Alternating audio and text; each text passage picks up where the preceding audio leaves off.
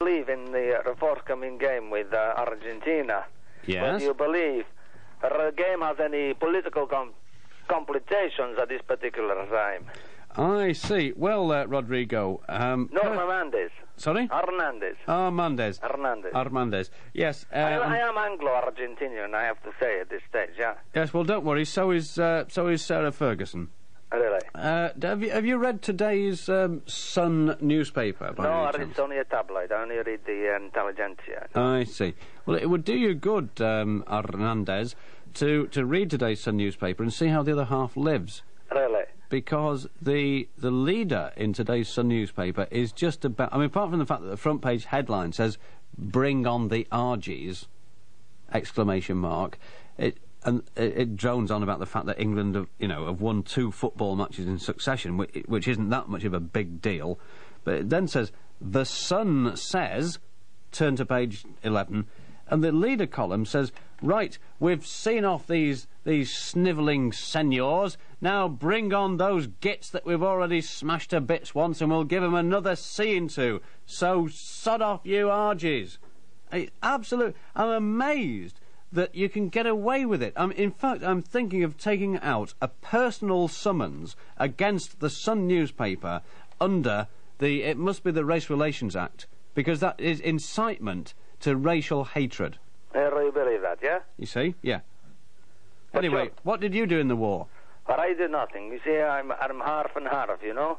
By the sound of things, yes. Half and half in English, half and half Argentinian. So it's very, very difficult for me. I have to put myself in a certain situation, you know, and yeah, in this life, Hernandez, we all have to put ourselves in difficult positions from time to time.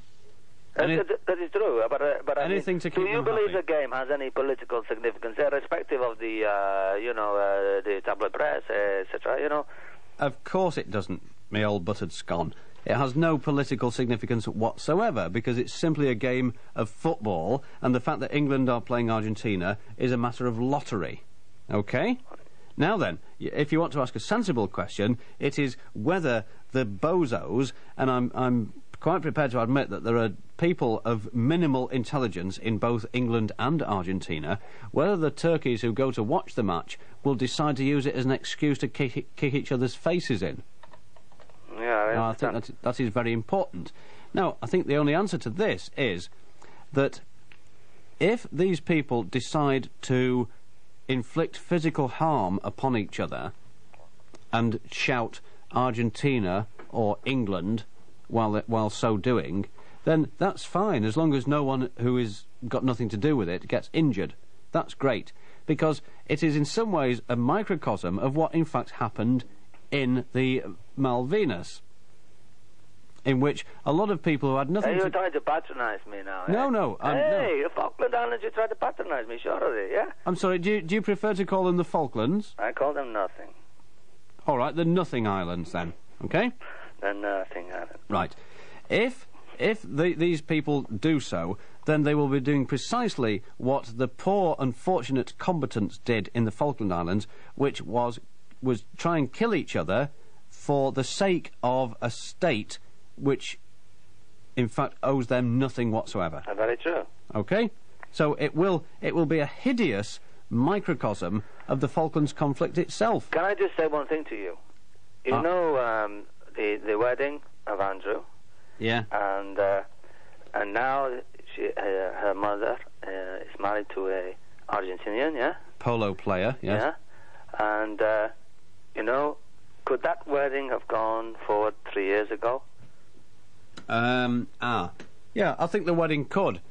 The wedding would have gone all right. I mean, it would have... I mean, I'm not so sure on my dates, but maybe, you know, in the height of the crisis, you know, I know he's out there, but, I mean, you know, he's going to marry, you know, a guy who's in line of the throne. He's going to marry an English lady, and her stepfather is Argentinian. Yeah. In the height of the Falklands crisis, would that have been very good politically, maybe? Yes, but she wouldn't have known. I mean, no. Or would that not have come to the press, maybe? No, it wouldn't have mattered one tiny little bit. You don't think so? No, not at all.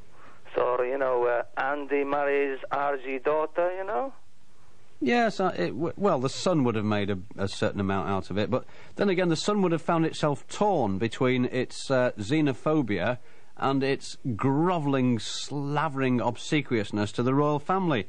So it would have found things a little bit tricky, but I'm sure that the drunken gits who pose as journalists on the Sun would have found some way round it, and everything would have been fine, and the poor people, the poor deluded subforms who read the Sun newspaper, would have still been convinced that everything was all right, and that whatever the Sun newspaper told them was the absolute truth. So that would have been fine. Are you happy now, Frank? I am as happy as I ever am, you know. Well, good, then we can't hope for any improvement. Good. Off you go. Simon Ashton, Northwich, hello. No, it's Nantwich, actually. North Nant, it's the same thing. It's out in the sticks. It's some godforsaken hole. It doesn't really matter what it's called. Hole being the operative word. You're right. Listen, I've had enough of these slotheads saying that this shape on the pitch is a sound system. Slotheads? Yeah. That's the second time I've heard that expression this week. Well, I told you that on Tuesday night when I come back from the Indian meal. Well, that's neither here nor there. But anyway, the actual shape, what it is it's a warning thrown down by the old Inca gods. Oh, yeah. And you notice how at the beginning of the tournament it started off dead small? It was just a circular form, wasn't it? That's right. Yeah, well, yeah. what it does is it grows bigger every time a South American team starts crying. Or attacks a referee or tries to strangle Gary Lineker. Right. When they disagree with the referee.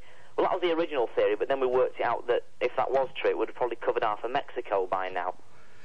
So, right, well, let's just run down the suggestions that we've got for this mysterious object on the pitch. We've had, so far, we've had that it's Jimmy Greaves' toupee. No. No. No way. It's a sound system. No, well, it can't be that, because otherwise we'd have seen it in the sky, wouldn't we, when off the cameras? Or is it that high up that it feeds half of Mexico? Well, I don't understand that. Anyway, that's down to it. No, it's probably something to do with the degrees of latitude and longitude and that sort of thing. Oh, all right then. Which I shan't go into at this point. Well, I still maintain that it's a giant sunflower which was planted to commemorate the World Cup, and as the weather gets warmer, it's gradually opening up. Mm-hmm. Yeah? It's Diego Maradona mooning.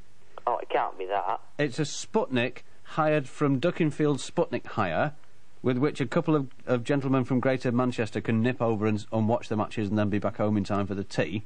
Yeah. In time to watch Noel Edmonds and that sort of thing. Oh, good. And what else is there? Oh, and it's something to do with the old Aztecs or Incas, or as I very nearly said, Iztecs or Ancas. Yeah. Yeah? Well, I think we can safely rule that out. No, it definitely gets bigger every time they have an argument with the referee. Right. But anyway, yeah. Enough of that. You know that geezer that was moaning on about Patrick McGee or whatever his name is a few minutes ago?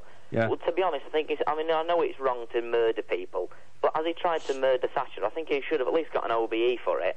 Oh, that's very unfair, isn't it? Oh, I mean, come on. Well, it's a bit unfair. I mean, anyone who tries to get rid of Thatcher deserves an OBE. I'll tell you something that absolutely floored me at the time. Do you remember that spate of jokes about what you call someone with such and such a thing on the head? Yeah. What do you call a man with a seagull on his head? Cliff, yeah. All that sort of thing. And I was very much into those because I thought some of them were very clever. And one of my mates came up to me and said, what do you call a man with a hotel on his head? Go on. Norman Tebbit. Oh, yeah, there was that other one. How do you know Norman Tebbit's a fast reader? He got through four stories in 2 seconds. Right, I'm sorry. We can't allow that joke on the programme because it's in very, very bad taste. Funny, though, wasn't it? It was all right. Yeah, right. Anyway, one final thing. Yes, before this commercial break. What was the second record you played tonight, if you can remember that far back? You were about to mention what it was. It was brilliant. It was in between waffling on about Tommy Mallett's leaving party. Yeah, it was the Matchstick Flotilla. Who? The Hang on, I'll have a look. Just talk amongst yourself for a moment. It was... It was Matchstick Flotilla by the Thrashing Doves. Is it a newish record? Yes, it's... Is it a playlist one? Yeah. Oh, okay. Are you going to play Tom Watt tonight? If I can find it, yeah. Do you want me to? Yeah, it's brill. Right, I'll see if Stuart can get hold of it for us. All right. Finally, did you know... The Thrashing Doves are on A&M Records. Yeah. And it's... the record number is AM325. 325, thank you. You remember Ivor Biggin? If you say so, yeah. Well, Ivor Biggin, I mean, obviously a lot of these slotheads are not aware that Ivor Biggin is actually Frank Sidebottom in his early days. No, he isn't. Yes, it is. No. Before he put that stupid tomato on his head or whatever. No. It's paper mache anyway. Oh, is it? And Ivor Biggin is, in reality, is Doc Cox, who appears on the Enid Rancid show. Oh, I beg to differ. Well, I'm sorry, but you're wrong. Oh, I'm going for Indian meal then. Okay, then. Well, look, when you've had your Indian meal, will you ring us back next week and tell us all about it? If you insist. I absolutely I'm adamant on this point. Oh, pleased to meet you, Adam. Oh, shut up. That's a very, very old joke, and I'm not prepared to tolerate it. Time for a commercial break, I think, with the time at 26 minutes to 1 o'clock. It's a bit noisy, isn't it? Anyway, it's some mob called Rouen, and the title of this particular waxing is Yours for a Day. More chit-chat and general nonsense after this. Bit of a din, that, wasn't it? But never mind, it passes a few moments. Rouen and Yours for a Day. We'll be talking to some more cretins in just a moment, but first, another break. Very good, 18 minutes to 1 o'clock. Paul Kelsall is in Flixton and wants to say something, I gather. Yeah, that's right. You know that guy. Oh, fine, that's right. Good, I'm glad I'm right. I assumed, of course, Paul, that because you'd taken the trouble to telephone Piccadilly Radio that you wanted to say something. And yes, I was right.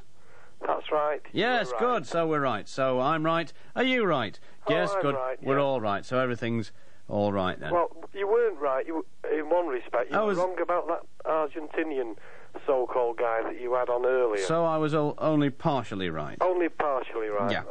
That's But not partially wrong. right. Yeah. Well, the thing is, didn't you suss that guy out at all as being an absolute fraud? Yes, his name was Frank Connolly. Oh, I see. Oh, well, I didn't know that his name was Frank Connolly. Oh, do you want his telephone number? Not really, no. Oh, okay. But didn't you think the impression was extremely poor? And he had a very negative attitude with regard to the Nothing Islands. And he didn't seem to really give any sort of vibes over as being an Argentinian, and had a very poor accent.